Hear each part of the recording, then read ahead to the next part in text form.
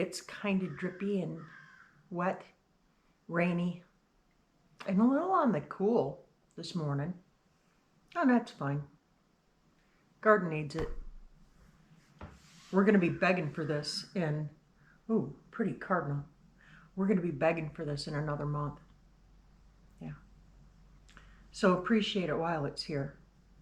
No point complaining about it because complaining's not going to fix it anyway.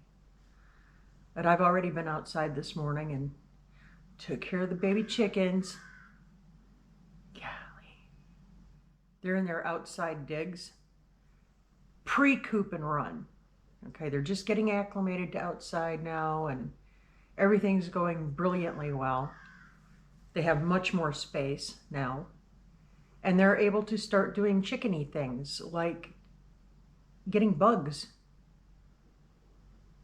It's exciting times to be a young chicken today. And update on Trixie, the new goat. She's doing wonderfully well. They were both cuddled up inside the little shelter last night. So everybody stayed dry and everyone was content. There was no bleeding, no crying, no calling, nothing. Everybody was just content, munching on hay, snuggling down, probably watching a little Netflix. I don't know. So it was good. I had something weird happen. I started a project in my editing software last night, putting all the clips and everything in that I wanted to put together for this particular video, which is doing the rest of the kitchen.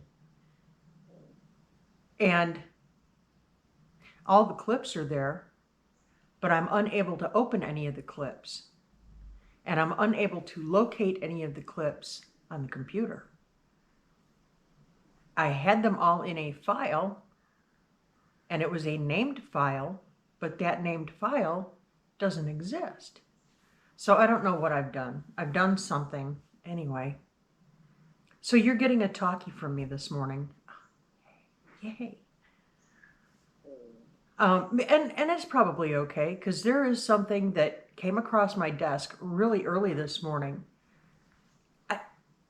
I don't know why I'm still being notified of these things. Or I don't know, maybe it's a Godspeak thing.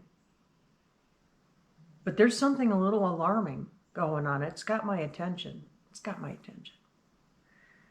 So let me tell you what happened. This coffee's going down good this morning, guys.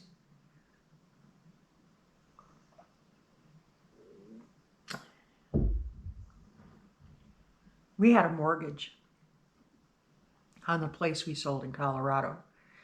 I had worked doggedly hard to get that thing paid down to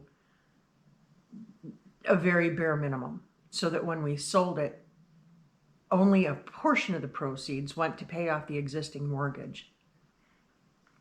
It worked out really well for us. And, you know, the market over there, property values had gone through the roof. And therefore, so did taxes. Now, you don't think about these things when you're buying a house and you fall in love with the beautiful foyers and the beautiful windows and the landscaping and, you know, the huge rooms and the blah, blah, and all the things. You don't think about the practical things like taxes, insurance, property values, you know. You just think, all right, well, that's a payment I can afford. Guys, if you're in the situation where you are looking at a mortgage every month, I'm so strongly urging you to do whatever you need to do to get it paid off or paid down, and then buy below. Don't go the next step up to a mini mansion. Don't. A lot of people that were in our position last year did exactly that. They sold at a huge profit, and then they bought as much house as they could afford every month, not thinking about what happens 6 months or a year from now? You got to watch the federal. So this is what came across my desk. That very property that we sold, that we had insurance on for 25 years, 24 years,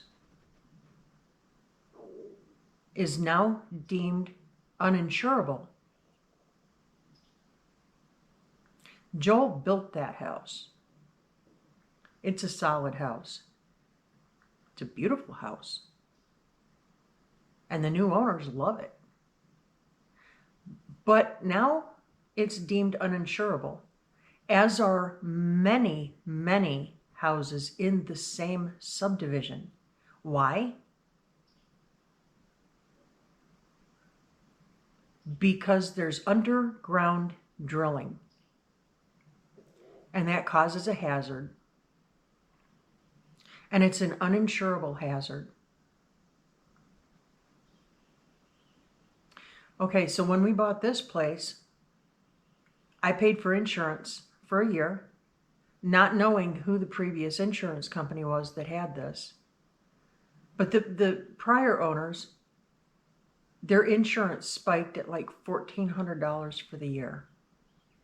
That's affordable, at least by our standards from where we came from. But when I went looking for a rate, and this was even before we moved down here, I mean, the day of closing, I wanted a policy on the house. I had to pay cash up front for a year, or I didn't have to, but that's what I opted to do. And they dinged me for almost $5,000. And they said it was because of all the trees.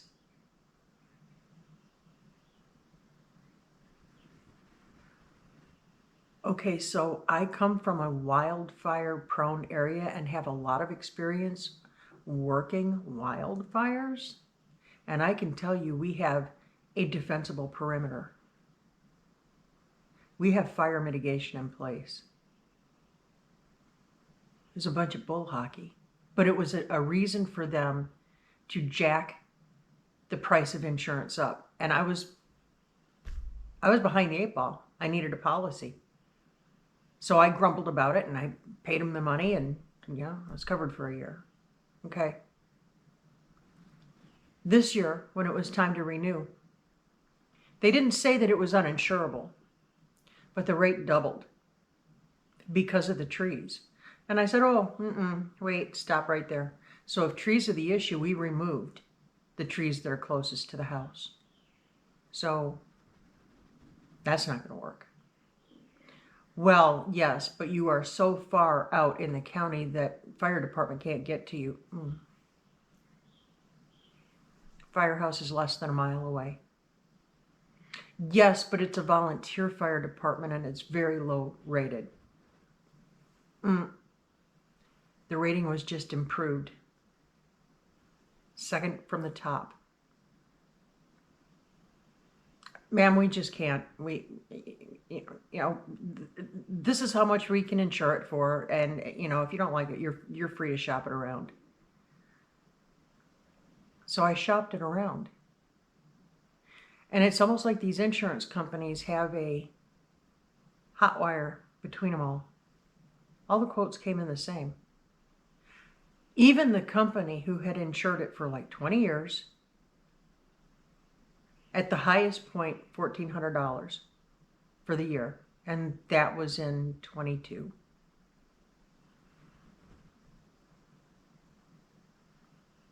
So you have to think about this. Now, if we had a mortgage on this house, we would be screwed. Because if you can't afford that premium, if you can't afford that, and a lot of people can't, but if you can't afford that premium, then your mortgage holder will put a premium on for you. And good luck making any kind of claim. Good luck getting any kind of a payout. That is not how insurance works. Not anymore. Not in the New World Order. Yeah, I said it. New World Order. All right, so what do you do? Well, if you can't pay it, you get foreclosed on. Now, we're fortunate. We don't have a mortgage here. And I have a plan. If something came through and wiped us out tomorrow, we'd be fine. I have a plan. A lot of people are not in that situation. They're looking at their mortgage and they're going, oh no. But honey, our property values increased by $200,000 this year. Oh honey, you better look at the bottom line. Your taxes go up accordingly. So does your property insurance. So unless you're planning on selling that beast and taking the cash and running, it's going to hurt you. So some pretty weird things going on, and I don't know the answer to it. I know that in this current administration's line of thinking and their push, we need more affordable housing and we need multiple family housing. We have a lot of immigrants who are here now who have nowhere to live. They need housing. We need mass housing, massive amounts. And these people can't afford mortgages. Pay attention, people. Pay attention. Put yourselves in a position of financial freedom. Build in some flex into your plan. The days of home ownership are severely numbered for a great majority of the population. Watch your money, guys. Watch your money. So with that said, I'm going to go in and I'm going to bake my husband some cookies on this rainy, drippy day. Y'all, it may seem bleak, but I want you to remember, God is sufficient. If he brings you to it, he'll bring you through it. Remember that. Stay prayerful. Be blessed. Keep looking up. Say thank you. Keep that attitude of gratitude. And we'll catch you on the flip.